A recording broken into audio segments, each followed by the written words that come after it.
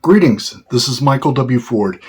Today's video is all about the history and the lore of Baal, Balbereth, Belphegor, Beelzebub, and the Goetic demon Bael, how they're related, and how the origins and syncretism expanded the influence through the ancient Bronze Age, through medieval Christianity. If you like this video, like, subscribe, you know the rest, and let's begin. Let's go back all the way to the earliest Sumerian and northern Mesopotamian records that we have.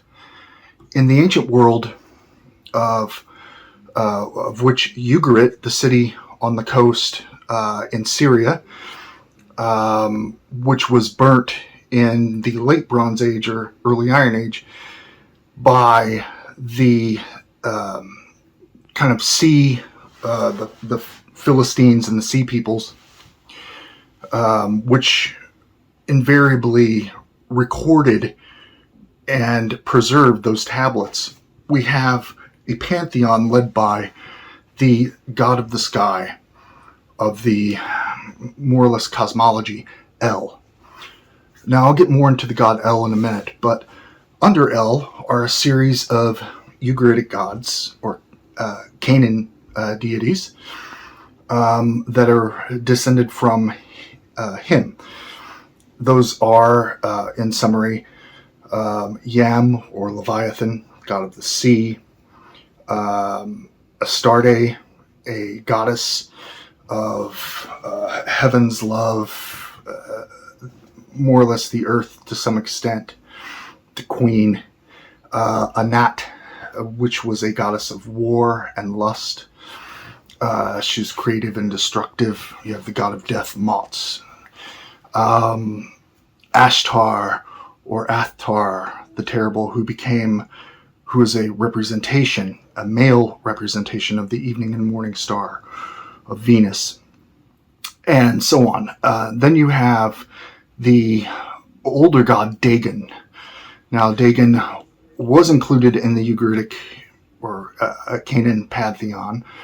Dagan was a god of agriculture, storms to a certain extent in a creative sense, but also as Bel Fagre, which is of the underworld, Baal of the graves. That was an epithet.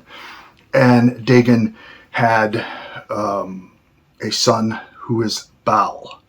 Now, Baal is known in the ancient Baal cycle, which was preserved in the city of Ugarit, Naz Shamra, which was eventually found. And this whole structure of the cycle of myths relates to the nature of Baal and the struggles of the gods, and other aspects that would later be incorporated into Hebrew, the Yahwehistic cult. Now, El was soon assimilated by the settling tribes of the Hebrew peoples when they took over Canaan. And the traits, El was identified with Yahweh, and Yahweh was originally a storm god, a god of some of the tribes. And whenever you see a god of a city or a certain Baal of a city or whatever, it represents, that deity represents the traits, the aims, the aspiration, the character of that ruling party or temple or people. And the early Yahwehistic cult were warriors and mercenaries to some extent, but as they settled, they assimilated the Ugaritic Pantheon and made it their own. Baal, the traits of Baal as a warrior god, were used by and adopted by Yahweh. However, Yahweh was identified with El, which was originally a Canaan deity. Now, if we go to the old Babylonian period, a few miles away, you have the storm god Adad. Now, Adad was Baal, but in Assyria and Babylonia. Then you have the old references of the storm god Iskar, who Iskar and Adad became identified together. He was a violent deity, much like Baal could be. He was called more or less causing a howling tempest, a raging storm that causes the land to tremble. Basically a violent god of destruction. And it was Adad and to some extent Enlil who had the Lilith storm spirits, who became night spirits, aspects of Venus, Ishtar riding before his chariot. Now, if we look at Adad and Adu, or Baal Hadad, in the city of Mari, the poetic temple hymns kind of reflected Adad and Adu as a destructive power, and he wasn't projected mythologically in the storm, winds or rain. His importance was highlighted as a warrior god of the kings of the region. So once again, the standard, if you will. And he was a terrible warrior god. Now, as a god of storms, storms are creative and destructive, and those rains are necessary. Now, Adad is presented in ancient Assyria as being mounted on four winds, riding his steeds were the south wind, and so forth, and depicted as often a chariot guided by bulls, which were always symbols of that deity. Now, in a lot of the old ancient Assyrian recorded texts, their temple text, and also the cuneiform writings that were on the walls of their temples and their palaces, depicted their aims and their deeds that they accomplished. And they're very warlike, and Adad was continually referenced, as with other deities, as may Adad overwhelm the enemy. May he come upon the land as a storm and turn it to ruins. He could cause famine by withholding rains. All of these aspects are important. Now, Dagan was a controller of clouds and the reproduction or fertility of the soil. And as the lord of funerary offerings, as Bel Pagre, Dagan was also the banquet host of underworld deities. He was worshipped in the ancient city of Turka and Mari, and there were funerary offerings to Dagan. The Dagan in H.P. Lovecraft, or Cthulhu Mythos, obviously Lovecraft derived it from Dagan, but that Dagan is a little more enveloped in a fictional sense. Now, Baal was identified throughout Palestine, Syria, the lands of Canaan. There were different Baals in each city or areas, and those were all aspects, to some extent, of Baal Hadad, the storm god, whose epithet was Zebul Baal, which is Prince Baal. Now, Baal actually translates as Lord.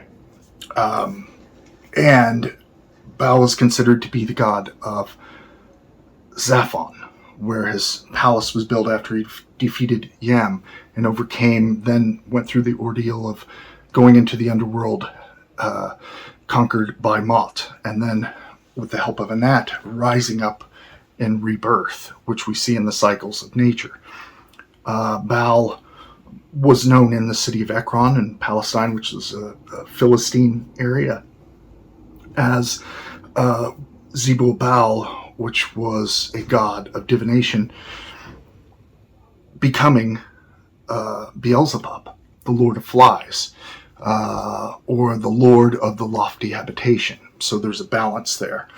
Later he became a god of demons and black magic and sorcery, which Luciferians can use all of these aspects in a modern sense. So then you have the Hyksos Egyptian Seth, the storm god, god of darkness, rebellion, war, who was honored by the New Kingdom pharaohs and on.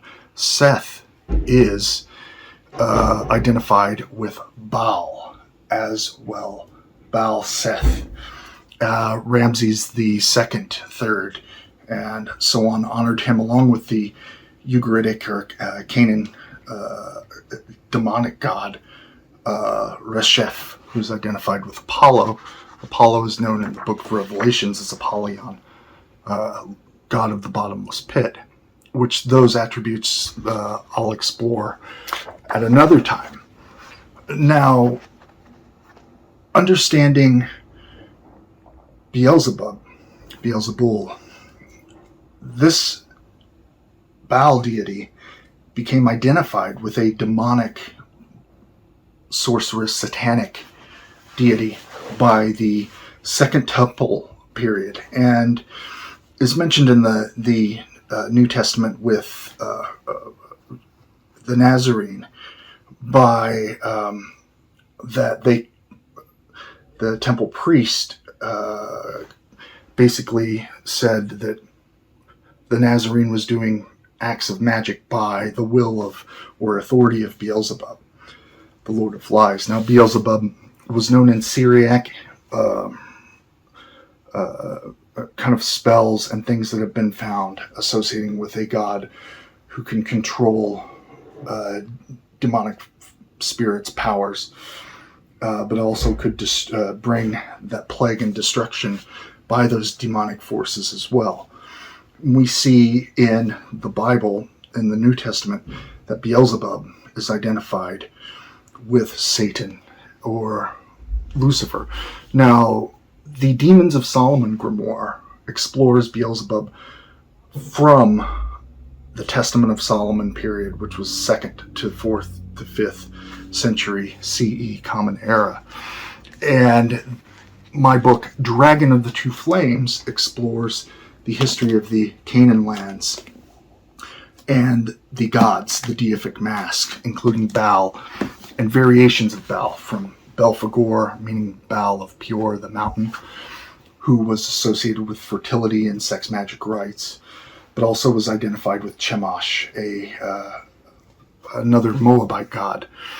The Yahweh cult developed really to demonize the Ugaritic gods or put them under him as a deity. And we see this with biblical literature going on. Now, the Goetic Bael, Lord of the East, King of the East, is a kind of deific mask representation of some of the traits of Baal. And in invoking Goetic spirits, many of them in my works, I've presented their origins and different traits, so on and so forth. But in working with Baal, it's a conquering power.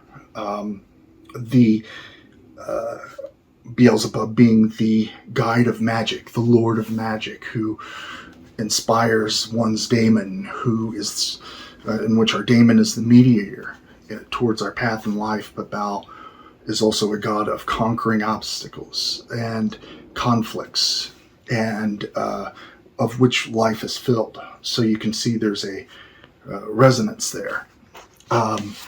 Now, the one thing I've done in my work with my grimoires is the original earliest aim was to identify the origins and modern representation of the adversary in as many cultures as I could, periods of time, etc., which I've done so much of. But it's also in understanding and presenting this to the public in a way that is authentic and that can be adapted easily in a modern sense. That's what my grimoires do. They open gates. They possess a spirit to each one that if a Luciferian is involved in the initiation via magic of a ritual or ceremonial sense, using deific masks, having their own metaphysical structure, then this is the appropriate way to do it. Now, the shop Luciferian Apotheca, which I'm the co-owner of, opened in 2007, was really one of the first to put Left-Hand Path in one place and try to cultivate goods and ritual supplies directed and clearly satanic, Luciferian, Left-Hand Path, dark witchcraft.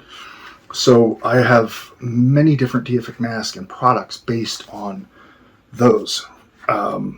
Now, for instance, the Baal Goetia demon pendant talisman, which we offer, and we offer altar cloths and so forth.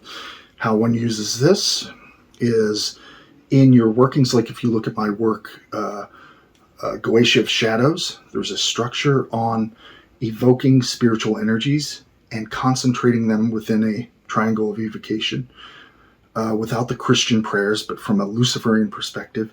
The energy is directed with the talisman and seal, which you wear, and your connection is your subconscious to that spirit and that energy. Thus is a tool of black magical power and initiation.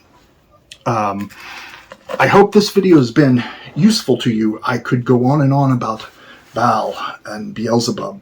And don't forget the wonderful horror movies, of which I am a fan of all things horror. By the way, Luciferians, Left-Hand Path, Satanists can separate easily our Luciferian practice and doctrines as we see it to horror fiction.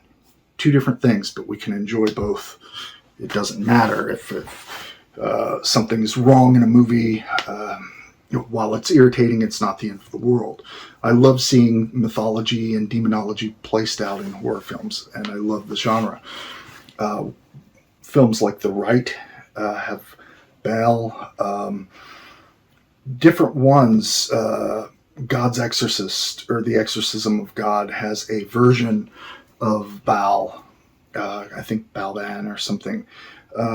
All good films. So there are many others, as I could say, but I hope this has been useful to you.